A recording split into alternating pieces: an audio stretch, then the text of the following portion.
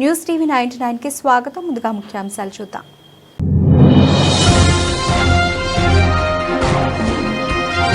Bullet proof jacket ధరిస్తే లావుగా కనిపిస్తాను, అందుకే ధరించను ట్రంప్ ఆసక్తికర వ్యాఖ్య.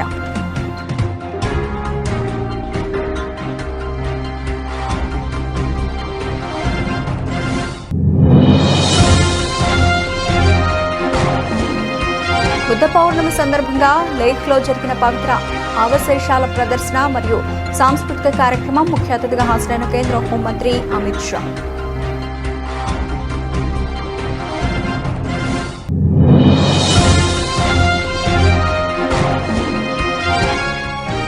మహారాష్ట్ర దినోత్సవం సందర్భంగా నిర్వహించిన జాతీయ పతాక వందనం అవతరణ కార్యక్రమం. పాల్గొన్న గవర్నర్ జిష్ణుదేవ్ వర్మ, ముఖ్యమంత్రి దేవేంద్ర ఫడ్నవీస్.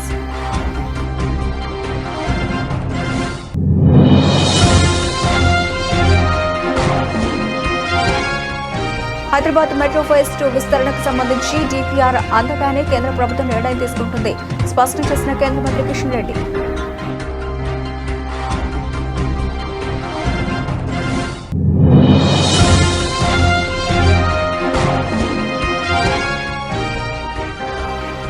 తెలంగాణ డీజీపీగా బాధ్యతలు స్వీకరించిన సివి ఆనంద్. పండితుల వేద మంత్రోచ్చారణల మధ్య బాధ్యతల స్వీకరణ.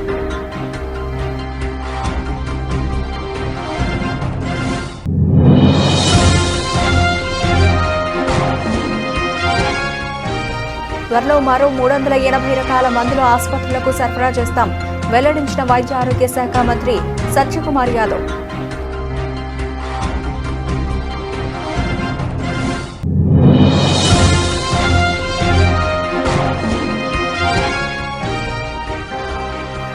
జూన్ 15లోగా విద్యార్థులకు సామాగ్రి అందజేయాలి, అధికారులకు సీఎం రేవంత్ రెడ్డి ఆదేశం.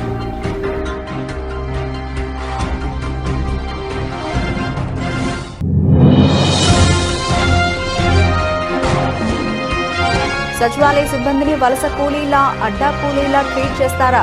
ఆగ్రహం వ్యక్తం చేసిన వైసీపీ ఎంప్లాయీస్ వింగ్ ప్రెసిడెంట్ నలమారు.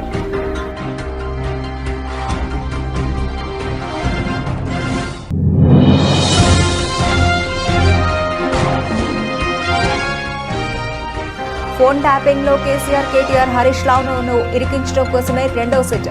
సంచలన ఆరోపణలు చేసిన RS Praveen Kumar.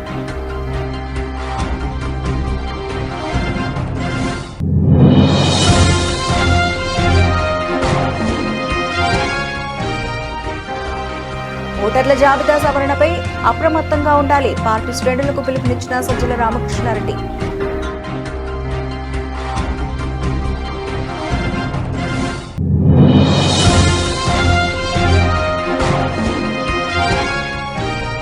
Royal challengers బెంగళూరుపై గుజరాత్ టైటాన్స్ 4 వికెట్ల తేడాతో విజయం. కేవలం 15.5 ఓవర్లలోనే లక్ష్యాన్ని ఛేదించిన గుజరాత్.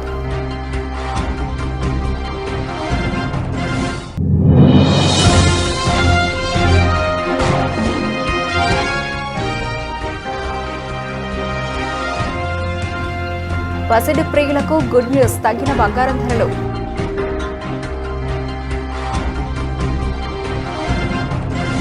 బుల్లెట్ ప్రూఫ్ జాకెట్ ధరిస్తే తాను లావుగా కనిపిస్తానని, అందుకే బహిరంగ కార్యక్రమాల్లో దాన్ని ధరించనని అమెరికా అధ్యక్షుడు డొనాల్డ్ ట్రంప్ ఆసక్తికర వ్యాఖ్యలు చేశారు. ఆయనపై పలుమార్లు హత్యా ప్రయత్నాలు జరిగాయి. అయినప్పటికీ బుల్లెట్ ప్రూఫ్ జాకెట్ ధరించకపోవడంపై చర్చ సాగుతోంది. ఈ క్రమంలో ఓవల్ కార్యక్రమంలో జరిగిన సమావేశంలో మీడియా ప్రతినిధి ట్రంప్ను ప్రశ్నించారు. తాను బుల్లెట్ ప్రూఫ్ జాకెట్ ధరిస్తే 20 పౌండ్ల బరువు పెరిగినట్లుగా కనిపిస్తానని, ఇది తనకు ఇష్టం ఉంటుందని అన్నారు. దీంతో అక్కడున్న వారంతా నవ్వులు చెందించారు.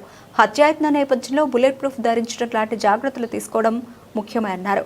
ఈ విషయం తనను చాలా మంది అడిగారని, ఈ విషయం ఆలోచించాల్సిందే అన్నారు.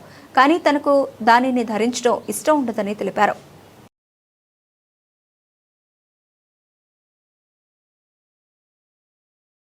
కేంద్ర హోంమంత్రి అమిత్ షా బుద్ధ పౌర్ణమి సందర్భంగా లేహ్లో జరిగిన పవిత్ర అవశేషాల ప్రదర్శన మరియు సాంస్కృతిక కార్యక్రమానికి హాజరయ్యారు. ఈ సందర్భంగా ఆయన మాట్లాడుతూ, అన్నిటికంటే ముందుగా బుద్ధ పౌర్ణమి సందర్భంగా లడక్ ప్రజలకు హృదయపూర్వక శుభాకాంక్షలు తెలియజేశారు. బుద్ధ పౌర్ణమి ప్రతి ఏటా వస్తుంది, కానీ నేటి బుద్ధ పౌర్ణమి లడక్ ప్రజలకు చాలా పవిత్రమైన సందర్భం అని, ఇది ఒక పవిత్రమైన రోజు కూడా, మరియు ఈ రోజు బుద్ధ భగవానుడి పవిత్ర అవశేషాలతో సాక్షాత్తు బుద్ధ భగవానుడే ఇక్కడ ఉన్నారేమో అనిపిస్తుందని తెలిపారు.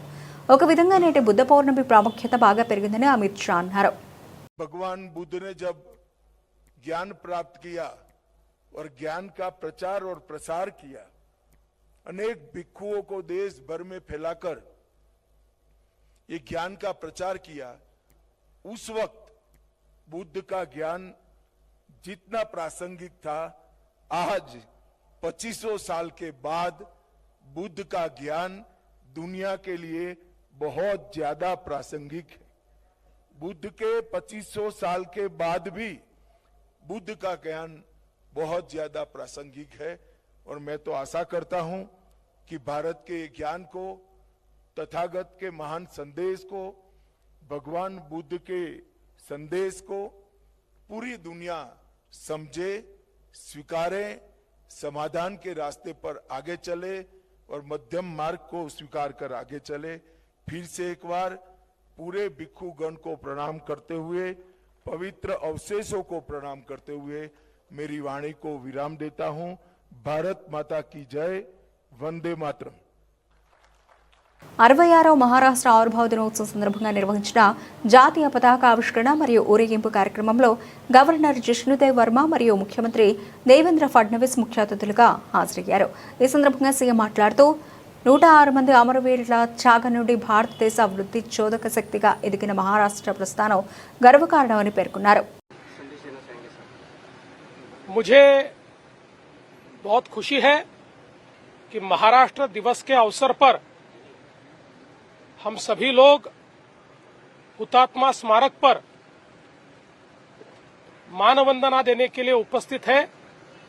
106 हुतात्माओं ने जिस समय बलिदान दिया उस समय ये महाराष्ट्र खड़ा हुआ है। छत्रपति शिवाजी महाराज इन्होंने महाराष्ट्र धर्म का निर्माण किया और एक बहुत बृहद परंपरा जो हमारे यहाँ पर भक्ति मार्ग के माध्यम से, वारकरियों के माध्यम से आई है, उस परंपरा का निर्वाह करने वाला ये महाराष्ट्र है। और रिफॉर्मिस्ट इस प्रकार का जो एक पूरा आंदोलन चला सुधारणावादी, उसका भी नेतृत्व करने वाला महाराष्ट्र है। और आज देश का पावर इंजन, देश का ग्रोथ इंजन ऐसा ये महाराष्ट्र है। इसलिए इस महाराष्ट्र दिन पर पूरे महाराष्ट्र में बसने वाले सभी निवासियों को, बहनों भाइयों को और दुनिया भर में बसने वाले मराठी लोगों को मैं महाराष्ट्र दिन की बहुत बहुत शुभकामनाएं देता हूं। आज हम सभी लोग जानते हैं मजदूर दिन भी है और कामगार दिवस के इस अवसर पर मैं तमाम दुनिया के मजदूरों को, कामगारों को बहुत शुभकामनाएं देता हूं। కాళేశ్వరం ప్రాజెక్టు నిర్మాణంలో చోటు చేసుకున్న అవకతవకల మీద సీబీఐ దర్యాప్తు కోరుతూ రాష్ట్ర ప్రభుత్వం లేఖ రాయడంపై కేంద్ర బొగ్గు గనుల శాఖ మంత్రి జి కిషన్ రెడ్డి తీవ్రంగా స్పందించారు। కత్తి ఒకరికి ఇచ్చి యుద్ధం మరొకరిని చేయమంటే ఎలా అని ప్రశ్నించారు। హైకోర్టులో ఎందుకు ఎదురుదెబ్బ తగిలింది? సమగ్ర దర్యాప్తు జరపాలని మేము మొదటి నుంచి చెబుతున్నాం। అరకొర దర్యాప్తు చేస్తే ఇలాగే ఉంటుంది। సీఎం రేవంత్ ఇప్పటికైనా పద్ధతి మార్చుకోవాలి। కాళేశ్వరం ప్రాజెక్టుల అవినీతికి సంబంధించి 1,00,000 కోట్లు కక్కిస్తా అని ఎన్నికల ముందు పలికిన రాహుల్ గాంధీ, రేవంత్ రెడ్డి ప్రగల్భాలు పలికారు। అధికారంలోకి వచ్చిన తర్వాత ఇప్పుడు మమ్మల్ని కక్కించమంటున్నారు కిషన్ రెడ్డి పేర్కొన్నారు। బీజేపీ రాష్ట్ర కార్యాలయంలో ఆయన మీడియా సమావేశంలో మాట్లాడారు। గత బీఆర్ఎస్ ప్రభుత్వంతో పోటీ పడుతూ ప్రస్తుత కాంగ్రెస్ ప్రభుత్వం అప్పులు చేస్తోందని, రాష్ట్ర ఆర్థిక వ్యవస్థను భ్రష్టు పట్టించారని విమర్శించారు। అలాగే హైదరాబాద్ మెట్రో ఫేజ్ 2 విస్తరణకు సంబంధించి డీపీఆర్ అందగానే కేంద్ర ప్రభుత్వం నిర్ణయం తీసుకుంటుందని, దీనిపై ఎవరికి ఎలాంటి సందేహం అవసరం లేదని కేంద్ర మంత్రి స్పష్టం చేశారు।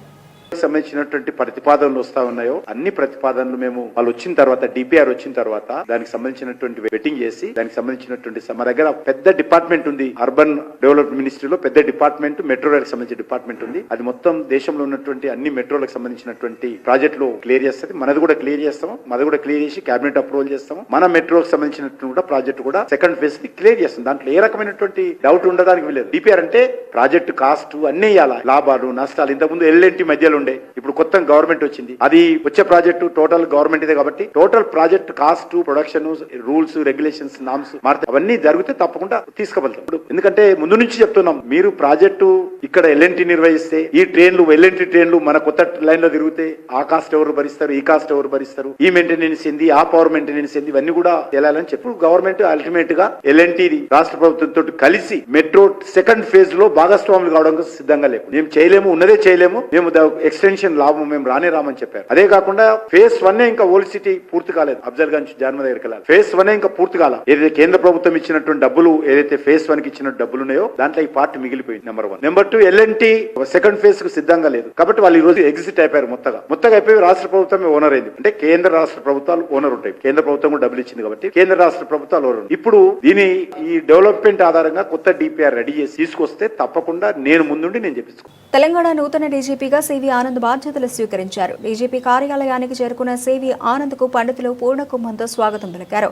వేద మంత్రోచ్చారణ మధ్య పండితుల ఆశీర్వాదాలతో ఆయన తన స్థానంలో కూర్చున్నారు. బాధ్యతల స్వీకారానికి ముందు గౌరవ వందన స్వీకరించారు. సివి ఆనంద్ కు పలువురు ఉన్నతాధికారులు శుభాకాంక్షలు తెలియజేశారు. సివి ఆనంద్ బాధ్యతల స్వీకరణ కార్యక్రమానికి ఆయన కుటుంబ సభ్యులు హాజరయ్యారు. బాధ్యతల స్వీకరణ అనంతరం ఆయన మాట్లాడుతూ రాష్ట్రంలో శాంతి భద్రతల పరిరక్షణకు పెద్దపీట వేస్తానని అన్నారు. డీజీపీగా బాధ్యతలు స్వీకరించడానికి ముందు సివి ఆనంద్ ఆయా జిల్లాలకు చెందిన అధికారులకు కీలక ఆదేశాలు జారీ చేశారు. తాను బాధ్యతలు స్వీకరిస్తున్న సందర్భంగా ఎవరూ హైదరాబాద్కు రావద్దని కోరారు. అన్ని జిల్లాల ఎస్పీలు, సిపిలు ఈ రోజు ఉదయం ఖచ్చితంగా తమ కార్యాలయాల్లో విధుల్లో ఉండాలని ఆదేశించారు. తమకు కేటాయించిన జిల్లాల్లోనే అధికారులు రిపోర్ట్ చేయాలని, అనవసర ప్రయాణాలు వద్దని సూచించారు. సమయం వచ్చినప్పుడు తానే స్వయంగా వచ్చి కలుస్తానని తెలిపారు.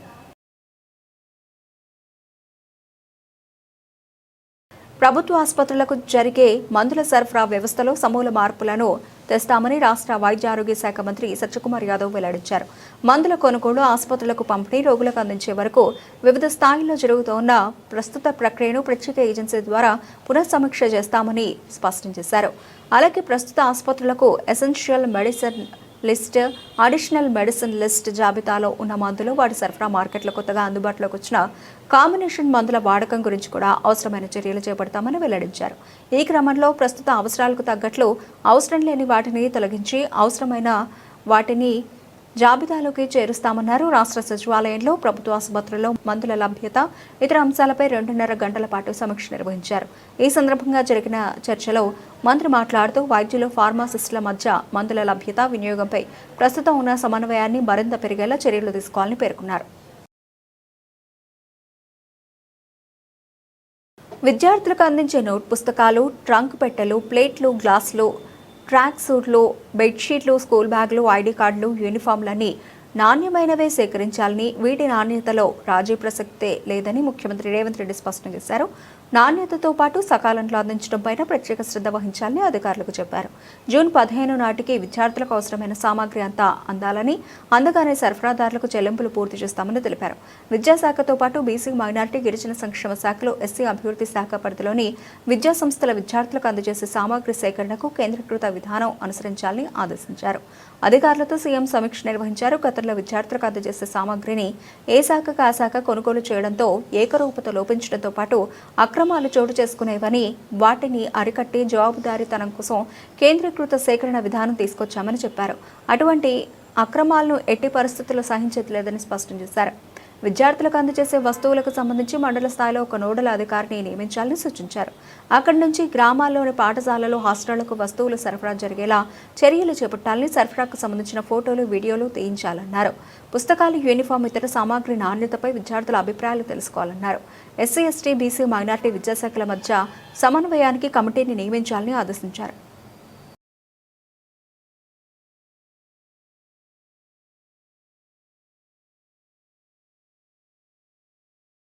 ఆంధ్రప్రదేశ్ రాష్ట్రంలో అటు సామాన్య ప్రజలను, ఇటు ప్రభుత్వ ఉద్యోగులను కూటమి ప్రభుత్వం తీవ్రంగా వేధిస్తోందని YSRCP employees and pensioners wing president Nalamaru Chandrashekar Reddy ధ్వజమెత్తారు. తాడేపల్లిలోని పార్టీ కేంద్ర కార్యాలయంలో ఏర్పాటు చేసిన మీడియా సమావేశంలో మాట్లాడుతూ రాష్ట్రంలో నెలకొన్న పెట్రోల్, డీజిల్ కొరత పూర్తిగా ప్రభుత్వం సృష్టించిన కృత్రిమ కుట్రేనని ఆరోపించారు. పక్క రాష్ట్రాల్లో లేని ఇంధన కష్టాలు కేవలం ఏపీలోనే ఎందుకు ఉన్నాయని ప్రశ్నించిన ఆయన, బంకుల వద్ద ప్రజలు పగలు రాత్రి అల్లాడుతున్నా ప్రభుత్వం మొద్దు నిద్రపోతోందని విమర్శించారు. నిన్న మాట్లాడుతూ ముఖ్యమంత్రి గారు ఎక్కడో చెప్తూ ఉన్నాడు, 99% రెవెన్యూ అంతా కూడా ఉద్యోగస్తుల జీతాలకే సరిపోతుందని చెప్పేసి. అంటే దేశంలో నువ్వు ఒక్కడవే జీతం ఇస్తున్నా ముఖ్యమంత్రి గారు, లేకపోతే ఈ కుటుంబ ప్రభుత్వం ఒకటే ఇస్తా ఉందా? ఇతర రాష్ట్రాలు ఎక్కడ కూడా ఉద్యోగస్తులకి శాలరీస్ ఇవ్వట్లేదా, పెన్షన్స్ ఇవ్వట్లేదా?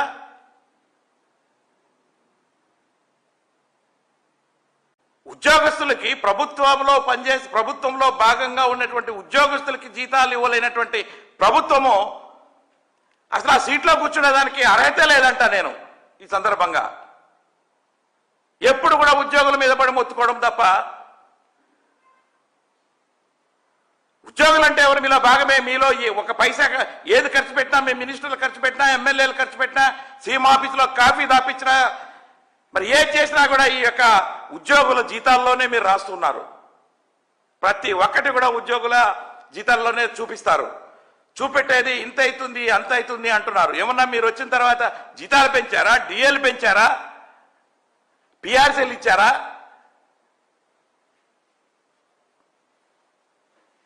మాకొక్కరికే ఏం చేయట్లేదండి. ఈ దేశంలో అన్ని రాష్ట్రాల్లో ఇస్తున్నారు. సెంట్రల్ గవర్నమెంట్ ఉద్యోగస్తులకి, పెన్షనర్స్కి అందరికీ కూడా సకాలంలో డిఏలు ఇస్తా ఉన్నారు. ఎంతసేపు మరి ఉద్యోగస్తుల మీద పడి ఏడుపు ఏంటో నాకేం అర్థం కావట్లే. ఈ ప్రభుత్వం మీకు చేత కాకపోతే తప్పకుండా వేరే ప్రభుత్వం వచ్చి ఇస్తుంది మాకు రావాల్సినటువంటి బకాయిలు కానీ, లేకపోతే పిఆర్సీలు కానీ, డిఏలు కానీ. అంతేగాని ప్రతి మీటింగ్లోనూ ప్రతి దగ్గర కూడా ఉద్యోగులకే సరిపోతుంది, ఉద్యోగుల జీతభత్యాలకే సరిపోతుంది అంటే, ఉద్యోగులేమో అందరూ అప్పులు చేసుకు మరి వాళ్ళకి వచ్చేటువంటి శాలరీస్ ఎంత, వాళ్ళకి బతకడానికి ఈ రోజున సరిపోవాలి కదా. ప్రతి ఒక్క వస్తువు ఈ రోజున మీరు పెంచేస్తా ఉన్నారు. ఈ రోజున ఏ కూరగాయలు కొనాలన్నా కూడా డబల్ త్రిబుల్ అయిపోయాయి. అన్ని ఫెసిలిటీస్ ఇచ్చి మీరు మరి జీతాలు మామూలుగా ఇచ్చినా సరిపోతుంది, కానీ దేశంలో అందరూ పెంచే విధంగా చేయకుండా మీరు ఒక్కరే ప్రభుత్వాలు రన్ చేయట్లేదు కదా అని చెప్పి నేను ఈ సందర్భంగా ప్రభుత్వాన్ని అడుగుతా ఉన్నా. కాబట్టి నేను ఈ సందర్భంగా ప్రభుత్వాన్ని ఒకటే అడుగుతా ఉన్నా, ఏ శాఖ ఉద్యోగి అయినా కూడా ప్రభుత్వ ఉద్యోగి అయినా ఉద్యోగే. కాబట్టి గ్రామ సచివాలయాలు, అదేవిధంగా వార్డుల్లో సచివాలయాల్లో కూడా పనిచేస్తున్నటువంటి ఉద్యోగులను కూడా ప్రభుత్వ ఉద్యోగులుగా గుర్తించండి. వాళ్ళు కూలీలుగా మాత్రం మీరు ట్రీట్ చేయకుండా వాళ్ళకు తగిన, వాళ్ళకు ఏదైతే జాబ్ చార్ట్ ఉందో ఆ ప్రకారంగా మీరు వాళ్ళకి పనులు చేయించుకోండి అని చెప్పేసి కూడా నేను ఈ సందర్భంగా ప్రభుత్వాన్ని హెచ్చరిస్తా ఉన్నా. ఫోన్ ట్యాపింగ్ కేసులో తెలంగాణ తొలి CM KCR, BRS working president KTR, మాజీ మంత్రి హరీష్ రావును ఇరికించేందుకే రేవంత్ సర్కార్ రెండో సెట్ స్పెషల్ ఇన్వెస్టిగేటివ్ టీమ్ను వేసిందని బీఆర్ఎస్ ప్రధాన కార్యదర్శి ఆర్ఎస్ ప్రవీణ్ కుమార్ మండిపడ్డారు. 2024 మార్చిలో పంజాగుట్ట పోలీస్ స్టేషన్లో ఒక పోలీస్ అధికారి ఫిర్యాదు మేరకు కేసు నమోదు చేశారని ఆయన విమర్శించారు. తెలంగాణ భవన్లో ఆయన మీడియా సమావేశంలో మాట్లాడారు. చట్టబద్ధంగా జరిగే ట్యాపింగ్ను నేరంగా చిత్రీకరిస్తున్నారనే విషయాన్ని చాలాసార్లు చెప్పానని ఆయన గుర్తు చేశారు. 2024లో మార్చి నెలలో పంజాగుట్ట పోలీస్ స్టేషన్లో ఒక పోలీస్ అధికారి ఇచ్చిన, అడిషనల్ ఎస్పీ ర్యాంకులో ఉండే పోలీస్ అధికారి ఇచ్చిన కంప్లైంట్ మేరకు ఈ టెలిఫోన్ ట్యాపింగ్ కేసు అనేది రిజిస్టర్ అయింది. మళ్ళీ 2025లో ఆ స్పెషల్ ఇన్వెస్టిగేషన్ టీం స్థానంలో రాజకీయ నాయకులు రావడం లేదని వాళ్ళని ఎట్లా అని చెప్పి కేసీఆర్ గారిని, హరీష్ రావు గారిని, కేటీఆర్ గారిని, ఎమ్మెల్సీ నవీన్ కుమార్ను, ఇంకా మిగతా అందరినీ కూడా మళ్ళీ ఇందులో ఎట్లయినా ఇరికించి వాళ్ళ మీద ఛార్జ్షీట్ ఫైల్ చేసి వాళ్ళని జైలుకు పంపించాలి అన్న కుట్రతోని మళ్ళీ రెండవ స్పెషల్ ఇన్వెస్టిగేషన్ టీము పెట్టిండ్రు. ఇంతవరకు కూడా ఏమీ చేయకుండా ఉన్న ఇది డిపార్ట్మెంట్ ఏదైనా అంటే మరి తెలంగాణ పోలీస్ డిపార్ట్మెంట్, అది కూడా మరి దానికి హోంమంత్రి, ముఖ్యమంత్రి రేవంత్ రెడ్డి గారే చేస్తూ ఉన్నారు. మరి అంత ఘనమైన నేరం ఏం చేసిండు ఇక్కడ? మళ్ళీ చెప్తున్నాం, ఇది చట్టబద్ధంగా Indian telegraph act 1885 rule 5 section 5 ప్రకారమే జరిగింది. ఇది సాక్షాత్తు ఇప్పుడున్న ముఖ్యమంత్రి రేవంత్ రెడ్డి గారు కూడా ఢిల్లీలో చాలా స్పష్టంగా చెప్పిండ్రు, ట్యాపింగ్ అన్ని ప్రభుత్వాలు చేస్తాయి. మరి ట్యాపింగ్ అన్ని ప్రభుత్వాలు చేస్తాయన్నప్పుడు ఈ మార్చి 2024లో పంజాగుట్ట పొల్యూషన్లో ఎందుకు పెట్టిండ్రు కేసు? ఓకే, ఈ ట్యాపింగ్ చేసిన అధికారులు ఒకవేళ అక్రమంగా తమ వ్యక్తిగత ప్రయోజనాల కోసం వాడుకొని ఉంటే అది నేరం అయితే దాన్ని మీరు ఇన్వెస్టిగేట్ చేయండి. అది మేము కూడా మాకు అభ్యంతరాలు లేవు. చట్ట ప్రకారం మీరు పోలీస్ అధికారులు మీరు ఇన్వెస్టిగేట్ చేయాలి. దానికి absolutely we have no problem. కానీ లేని ఎవిడెన్స్ను తీసుకొచ్చి ఎవిడెన్స్ను ఫ్యాబ్రికేట్ చేయించి రాజకీయ నాయకుల పేర్లు ఇందులో ఇరికించాలని చూడడం మాత్రం ఇది చట్ట వ్యతిరేకం, మోరల్గా కరెక్ట్ కాదు అనే నేను పోలీస్ అధికారులకు సిట్ అధికారులకు విజ్ఞప్తి చేస్తున్నాను. రేవంత్ రెడ్డి గారు ఇచ్చే అక్రమ ఆదేశాలను దయచేసి పాటించకండి. రేపొద్దున మీ మెడకు చుట్టుకునే ప్రమాదం ఉన్నది. మీరు A1 అంటున్న ఒక అత్యున్నత పోలీస్ అధికారి డాక్టర్ టి ప్రభాకర్ రావు గారికి సుప్రీంకోర్టులో ఊరట కలిగింది. కానీ ఇప్పుడు మా దృష్టికి వస్తున్న కొత్త విషయం ఏంటయ్యా అంటే, మీరు ఇంతకుముందే నేను ఈ వేదిక మీద చెప్పిన మళ్ళీ చెప్తున్నా, సంధ్యా శ్రీధర్ రావు అనే దాదాపుగా ఈ సంధ్యా శ్రీధర్ రావు మీద దాదాపుగా 26 క్రిమినల్ కేసులు ఉన్నాయి హైదరాబాద్ నగరంలో. అదేవిధంగా ఢిల్లీలో కూడా ఎయిర్పోర్ట్లో ఇతన్ని డిటైన్ చేసిండ్రు. అన్ని చీటింగ్ కేసులు, ట్రెస్పాస్ కేసులు, మొత్తం ఎక్కడెక్కడైతే భూమి దొరుకుతుందో ఈ హైదరాబాద్ మహానగరంలో అక్కడ సంధ్యా శ్రీధర్ రావు ఉంటాడు. అందుకొరకు ఆయన మీద మీరు 26 కేసులు పెట్టిండ్రు. పీడీ యాక్ట్లో ఇతను జైలుకు పోవాల్సిన వ్యక్తిని. ఇలాంటి సంధ్యా శ్రీధర్ రావును పట్టుకొని మీరు అతనిని మీ కబ్జాలోకి తీసుకొని అతనిని బలవంతంగా ఎమ్మెల్సీ నవీన్ కుమార్ పేరు చెప్పించి, అదేవిధంగా మళ్ళీ ఎమ్మెల్సీ నవీన్ కుమార్ పేరు మాత్రమే కాదు, ఇంకా ఎవరెవరి పేర్లో మీరు ఇందులో పెట్టే ప్రయత్నం మీరు చేస్తున్నారనేది చాలా క్లియర్గా మాకు తెలుస్తూ ఉన్నది. అదేవిధంగా ఈ కేసులో ఒక సీనియర్ జర్నలిస్ట్ని కూడా మీరు ఇరికిచ్చిన అతన్ని ఒక అక్రమ కేసులో, టాపిక్ కేసులో ఆయనకు సుప్రీంకోర్టులో యాంటిసిపేటరీ బెయిల్ అంటే ముందస్తు బెయిల్ వస్తుందన్న భయంతో మీరు ఆయన మీద ఒక అక్రమ కేసు పెట్టి ఆ అక్రమ కేసులో ఆయనను 45 రోజులు జైల్లో పెట్టి ఇప్పుడు మళ్ళీ ఆయనతోనే హరీష్ రావు గారి పేరు చెప్తావా లేకపోతే నీ బెయిల్ క్యాన్సిల్ చేయించాలనా అని చెప్పి మీరు ఆయన భయపెట్టిస్తున్నట్టుగా కూడా మా దృష్టికి వచ్చింది. తాడేపల్లిలోని వైఎస్ఆర్సీపీ కేంద్ర కార్యాలయంలో ఎస్ఐఆర్పై కీలక సమావేశం జరిగింది. ఈ సమావేశానికి పార్టీ రాష్ట్ర కోఆర్డినేటర్ సజ్జల రామకృష్ణారెడ్డి ముఖ్య అతిథిగా హాజరయ్యారు. ఈ సందర్భంగా సజ్జల రామకృష్ణారెడ్డి మాట్లాడుతూ ఓటర్ల జాబితా సవరణ ప్రక్రియపై పార్టీ శ్రేణులు పూర్తిగా అప్రమత్తంగా ఉండాలని సూచించారు. గత అనుభవాలను దృష్టిలో ఉంచుకొని మరింత జాగ్రత్తగా వ్యవహరించాల్సిన అవసరం ఉందన్నారు.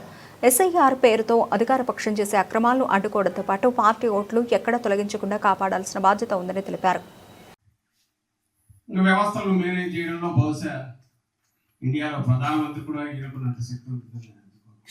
అలాంటి చంద్రబాబు నాయుడు మారీచుల గురువు, కక్కుటమార విద్యలకు పెట్టిన పేరు, ఆయన చుట్టూ తయారైన శక్తులు కూడా అట్లాంటివి.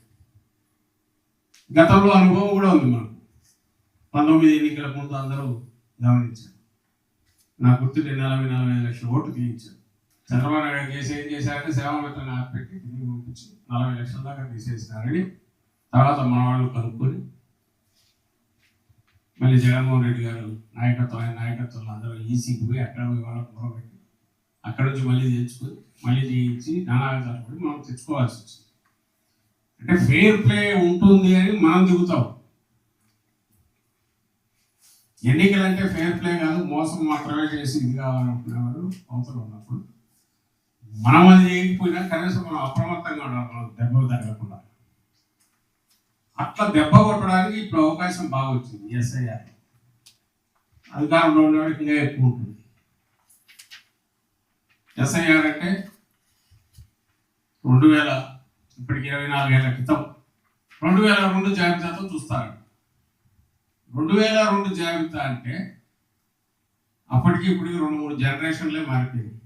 ప్రధానంగా ఉండేది ఇక్కడ కూడా అలర్ట్గా ఉండడము, అందరినీ అలర్ట్ చేయడము, ఆయన మీ ఓటు కాపాడుకోండి అని చెప్పడము, వాళ్ళకు పక్కన నిలబడడం, ఇది చేయాల్సింది బాధ్యత మొత్తం మన మీద ఉంది.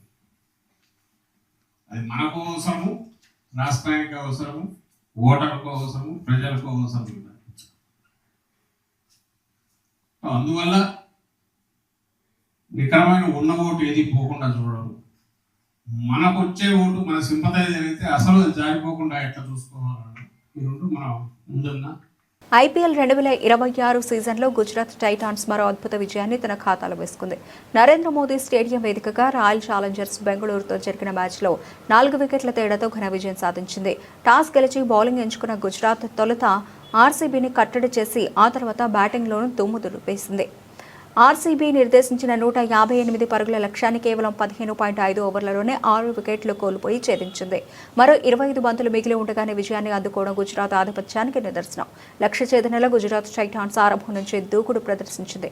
ఓపెనర్లు శుభ్మన్ గిల్, సాయి సుదర్శన్ ఇన్నింగ్స్ ను వేగంగా ప్రారంభించారు. కేవలం 18 బంతుల్లో 4 ఫోర్లు 3 భారీ సిక్సర్లతో 43 పరుగులు చేసి ఆర్సీబీ బౌలర్లపై విరుచుకుపడ్డాడు. అతనికి జోస్ బట్లర్ కూడా తోడవడంతో గుజరాత్ స్కోరు దూసుకెళ్లింది. ఫినిషర్ రాహుల్ తెవాటియా మరోసారి తన బాధ్యతను సమర్థంగా నిర్వర్తించాడు. కీలక సమయంలో క్రీజ్లో నిలబడి ఒత్తిడిని జయిస్తూ జట్టును విజయతీరాలకు చేర్చాడు. ఈ విజయంతో గుజరాత్ టైటాన్స్ పాయింట్ల పట్టికలో తన స్థానాన్ని మరింత పటిష్టం చేసుకుంది.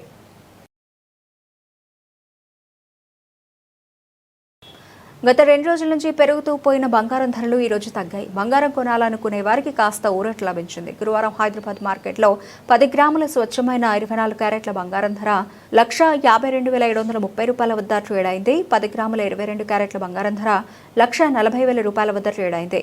10 గ్రాముల 18 క్యారెట్ల బంగారం ధర ₹1,14,550 వద్ద ట్రేడ్ అయింది. గుడ్ రిటర్న్స్ వెబ్సైట్ ప్రకారం ఉదయం 10 గంటల ప్రాంతంలో ఉదయం మార్కెట్లో బంగారం ధరలు ఇలా ఉన్నాయి. 10 గ్రాముల 24 క్యారెట్ల బంగారంపై ₹380, 22 క్యారెట్ల బంగారంపై ₹350, 18 క్యారెట్ల బంగారంపై ₹290 తగ్గింది. 10 గ్రాముల స్వచ్ఛమైన 24 క్యారెట్ల బంగారం ధర ₹1,52,350 వద్ద ట్రేడ్ అవుతోంది. 10 గ్రాముల 22 క్యారెట్ల బంగారం ధర ₹1,39,650 వద్ద ట్రేడ్ అవుతోంది. 10 గ్రాముల 18 క్యారెట్ల బంగారం ధర ₹1,14,260 వద్ద ట్రేడ్ అవుతోంది.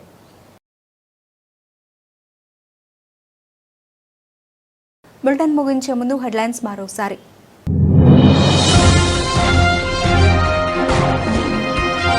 బుల్లెట్ ప్రూఫ్ జాకెట్ ధరిస్తే లావుగా కనిపిస్తాను, అందుకే ధరించను ట్రంప్ ఆసక్తికర వ్యాఖ్య.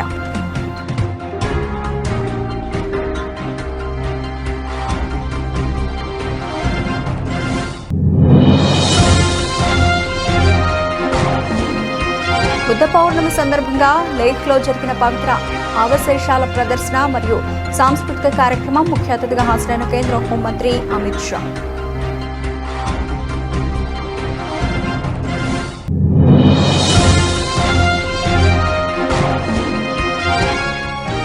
మహారాష్ట్ర దినోత్సవం సందర్భంగా నిర్వహించిన జాతీయ పతాక వందనం అవతరణ కార్యక్రమం. పాల్గొన్న గవర్నర్ జిష్ణుదేవ్ వర్మ, ముఖ్యమంత్రి దేవేంద్ర ఫడ్నవీస్.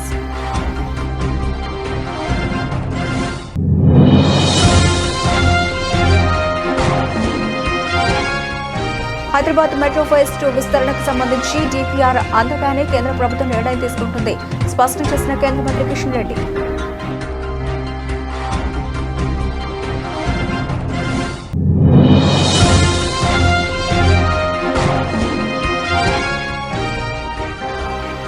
తెలంగాణ డీజీపీగా బాధ్యతలు స్వీకరించిన సివి ఆనంద్. పండితుల వేద మంత్రోచ్చారణల మధ్య బాధ్యతల స్వీకరణ.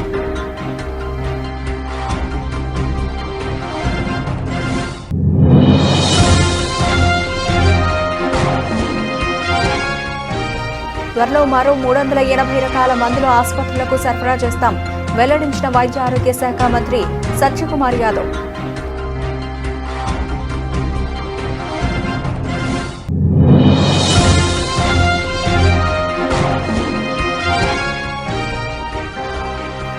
జూన్ 15లోగా విద్యార్థులకు సామాగ్రి అందజేయాలి, అధికారులకు సీఎం రేవంత్ రెడ్డి ఆదేశం.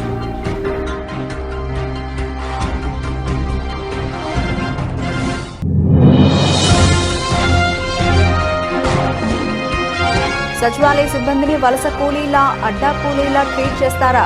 ఆగ్రహం వ్యక్తం చేసిన వైసీపీ ఎంప్లాయీస్ వింగ్ ప్రెసిడెంట్ నలమారు.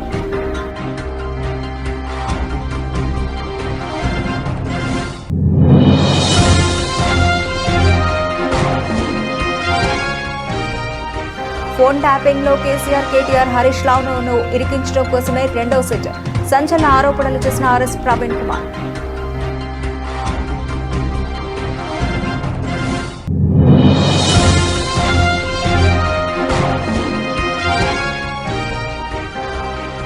ఓటర్ల జాబితా సవరణపై అప్రమత్తంగా ఉండాలి. పార్టీ శ్రేణులకు పిలుపునిచ్చిన సజ్జల రామకృష్ణారెడ్డి.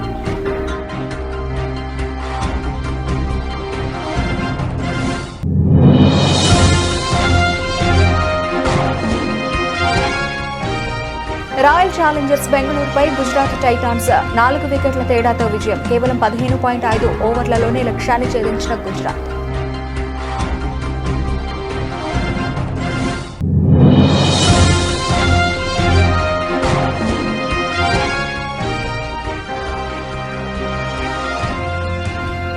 పసిడి ప్రియులకు గుడ్ న్యూస్, తగ్గిన బంగారం ధరలు.